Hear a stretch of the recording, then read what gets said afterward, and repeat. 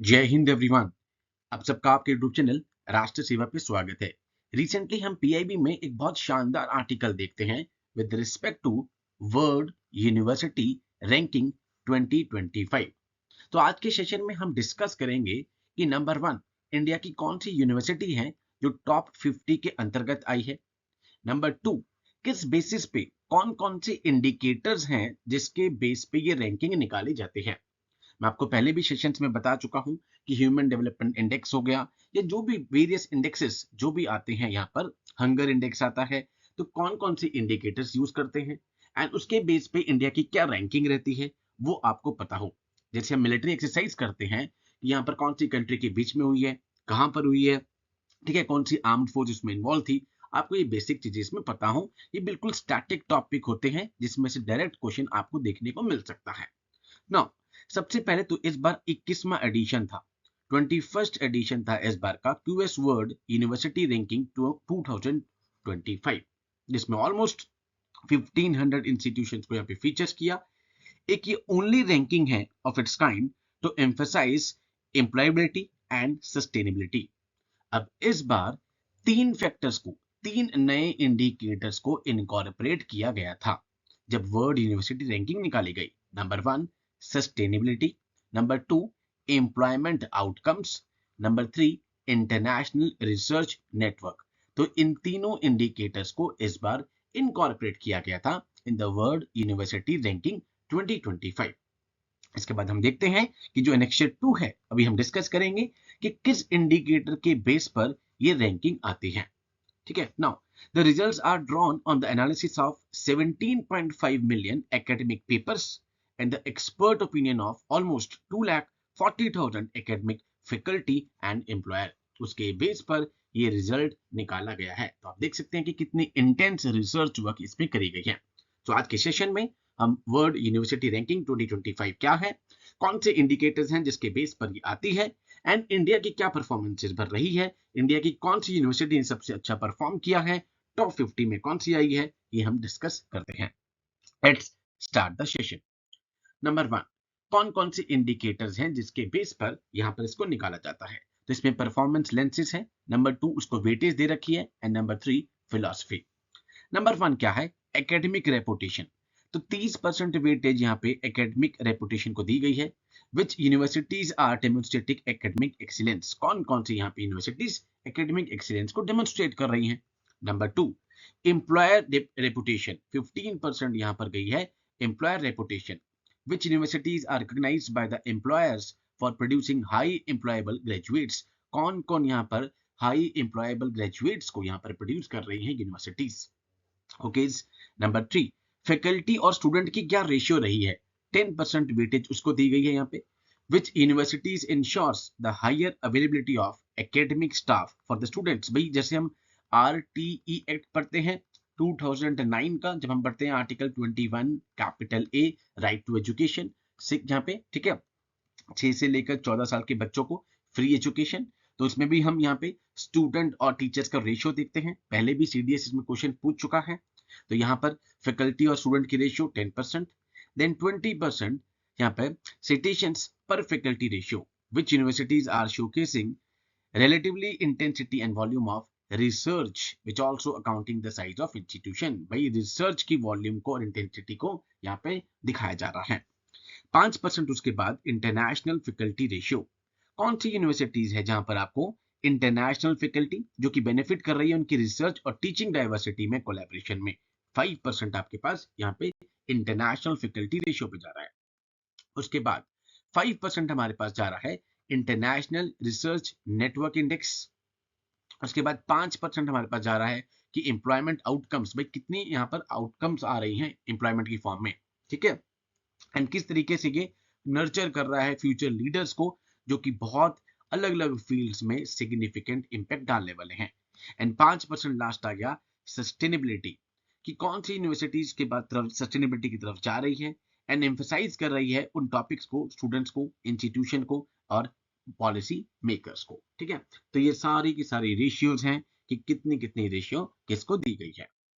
अब इस बार की जो वर्ल्ड यूनिवर्सिटी रैंकिंग है यहाँ पर Asia 2025 it reflect the dynamic landscape of the higher education across the continent, across the top institutions, जो कि एकेडमिक्स में, रिसर्च में, इनोवेशन में, यहाँ पर सब में एक्सीलेंस यहाँ पे कर रहे हैं। ठीक है, इन सबको यहाँ पे दिखाया गया है। अब हम बात कर लेते हैं इसके बाद रैंकिंग की धीरे धीरे। This year the ranking emphasise the growing competition among the Asian universities. Asian universities के बीच में कंपटीशन यहाँ पे उसको दिखाया गया है एंड उनकी कमिटमेंट कि किस तरीके से उनको ग्लोबल एजुकेशनल स्टैंडर्ड के साथ अपने आप को अलाइन करना है, ये सब इस बार यहाँ पे दिखाया गया है इसमें world university ranking Asia 2025।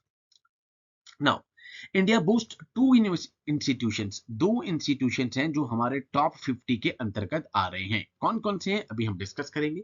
And 7 in the top 100 of Asia ranking 2025। And यहाँ पे 7 हैं पहले 100 के अंदर एंड 50 के अंदर दो हमारे पास आ रहे हैं, जिसमें यहाँ पर Indian institute of technology Delhi IITD यहाँ पे 44th प्लेस पर फॉल कर रहा है। अब हम डिस्कस करेंगे धीरे धीरे करके जहां से आपको एग्जाम में क्वेश्चन आने के चांसेस ज्यादा होंगे। India stands out with the highest number of institutions in the latest ranking. यहाँ पे पहला फैक्ट आपके पास आ गया कि हाईएस्ट नंबर ऑफ इंस्टीट्यूट्स हैं हमारे लेटेस्ट रैंकिंग में, जो दिखा रहा है यहाँ पे अपने आप ही diverse array of emerging and well established universities. Quite obvious, emerging और वेल एस्टैब्लिश्ड यूनिवर्सिटीज को शोकेस कर रहा है। Then the country which dominates the top 10 universities in southern Asia with 7 institution making the list. India quite obvious है यहाँ पे dominates कर रहा है top 10 universities southern Asia की, जो पहले यहाँ पर जिसमें से हम देखते हैं 7 institution इस लिस्ट में आ रहे हैं, जैसे हमने पढ़ा 100 के अंतर्गत। अब पहले 50 के अंतर्गत दो इंस्टीट्यूशन आ रहे हैं। IIT दिल्ली 44th रैंक पे है, IIT बॉम्बे 48th रैंक पे। ये दोनों इंस्टीट्यूट्स आपको पता हो, फैक्चुअल क्वेश्चन आपसे पूछा जा सकता है। अब बात करते हैं 100 की। 100 में हमने बात करी 7 की, तो IIT यहाँ पे मद्रास 56 रैंक पर है। ठीक है, IIT खड़गपुर जो 60th रैंक पे है, इंडियन इंस्टीट्यूट ऑफ साइंस 62 पे है, IIT कानपुर 67 पे है, university of Delhi 81st rank पर इस बार आ रहा है। तो 5 ये हो गई और 2 ये, तो पहली 100 के अंदर 7 हो गई और पहली 50 के अंतर्गत हमें 2 IIT दिल्ली और बॉम्बे देखने को मिलती हैं। ये इस तरह के आपसे फैक्चुअल क्वेश्चन पूछे जा सकते हैं।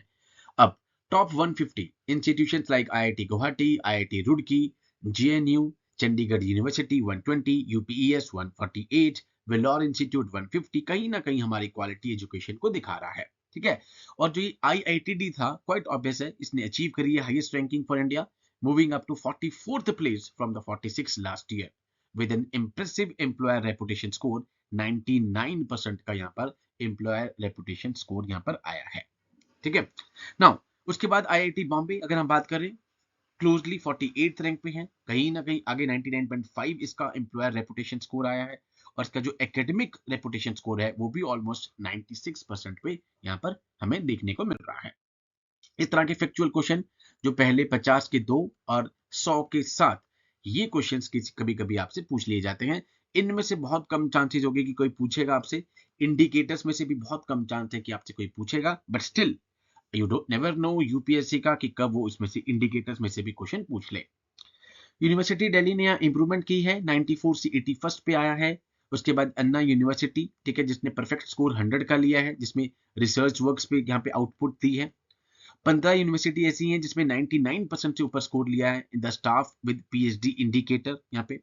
और जो नॉर्थ ईस्टर्न हिल यूनिवर्सिटीज हैं और university of agriculture sciences Bengaluru, ठीक है, उसने यहाँ पे 100 का यहाँ पे स्कोर अटेन किया है in the faculty student indicator कि भाई फैकल्टी और स्टूडेंट का क्या रेशियो है।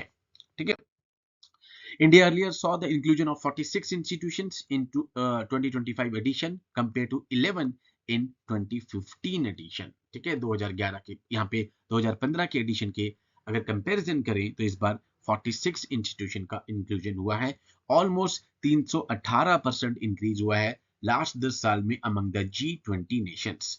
G20 जिसकी मीटिंग इस बार ब्राजील में होने वाली है, जिसमें अभी प्राइम मिनिस्टर 16 नवंबर को ब्राजील, नाइजीरिया और गोयाना की विजिट पे जा रहे हैं। तो 318% का इंक्रीज हुआ है इस बार ठीक है। This ultimately underscores India's commitment to fostering academic excellence and enhancing global competitiveness, कि किस तरीके से हम ग्लोबल स्टैंडर्ड के हिसाब से अपने आप को अलाइन लगातार विद टाइम कर रहे हैं।